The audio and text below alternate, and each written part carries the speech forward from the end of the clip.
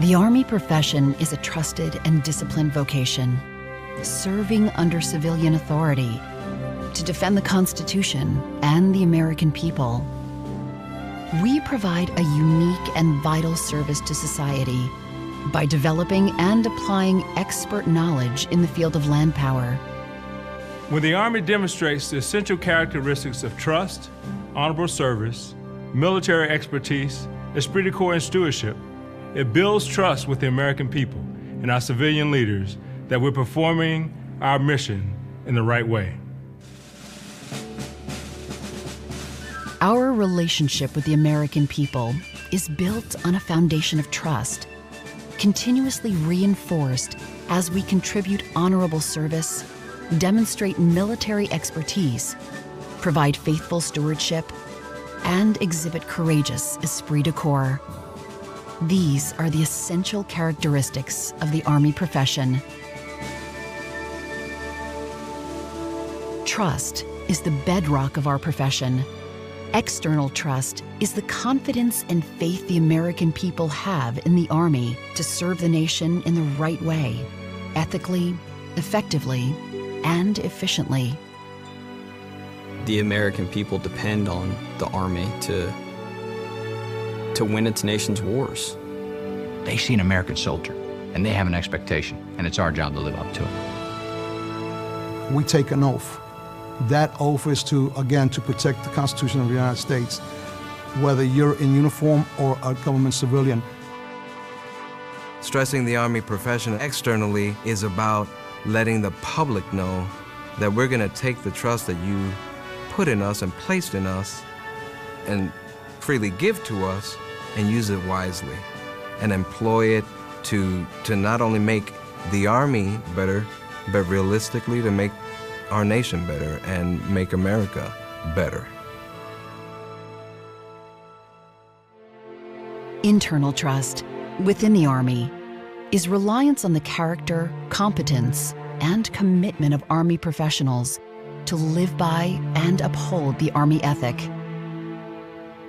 People want to follow people with character, do things right every single day, even when people aren't looking. Competence, it's what people look for and strive to be. It's what subordinates emulate in their seniors and superiors. And commitment, everybody will follow somebody that wants to drive to the end and get the mission done.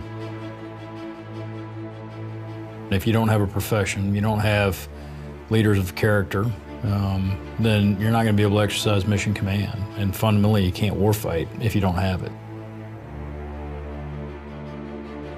We have this trust that leaders will exploit the initiative, that because they understand the mission given to them, that they can direct, lead, and assess, and assume some risk, allowing soldiers to figure it out on their own. The greatest way I can build trust is to be honest in words and deed. If I tell them, PT is important, they expect to see me outside the next day doing PT. We are a family. We are a team.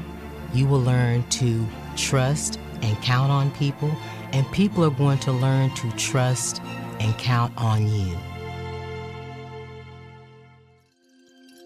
Honorable service is support and defense of the Constitution, the American people, and the national interest in a manner consistent with the Army ethic. Honorable service starts from the time you take an oath to join the military. We exist to serve the interests of the American people, to support and defend the Constitution.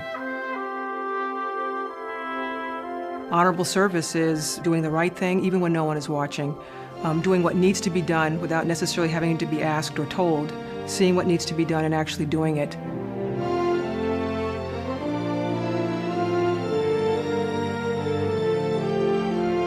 Military expertise is the ethical design, generation, support, and application of land power. It is understanding our professional body of knowledge, our doctrine, which is our professional body of knowledge. It's being able to execute the tasks that the nation expects us to be able to execute. So to have an effective team in combat, you've got to have competent leaders, you've got to have competent soldiers, you've got to have competent units. We develop military expertise through a very old time-tested routine, and that's practice. Readiness is one of our main responsibilities, and the Chief of Staff of the Army's #1 priority for us. And in order to be ready, you have to practice those things that you want to do best.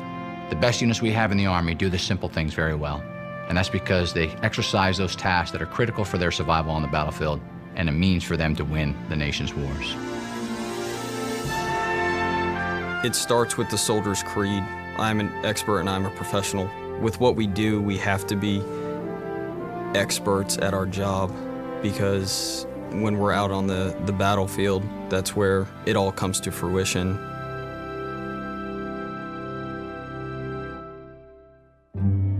Esprit de corps is the Army's winning spirit, a collective ethos of camaraderie and cohesion within the team. It is embedded in the Army culture of trust and sustained by leaders at every level. Esprit de corps is more than the unit t-shirt that you wear for a run. Esprit de corps means belonging to something bigger than yourself. It's a sense of belonging, a sense of pride with your fellow soldiers in your ranks. And so it helps to complete the mission every day. Building esprit de corps into formations is an absolute combat multiplier. And when the chips are down, when the stuff gets tough, units, formations, teams, tribes that have a very strong sense of cohesion throughout history have always performed magnificently on the battlefield. At the end of the day, in front of adversity, conflict, disaster, chaos, there's a semblance of calm that esprit de corps established. You're not alone. You're going through this as a collective, not as an individual. The outcome is greater than yourselves.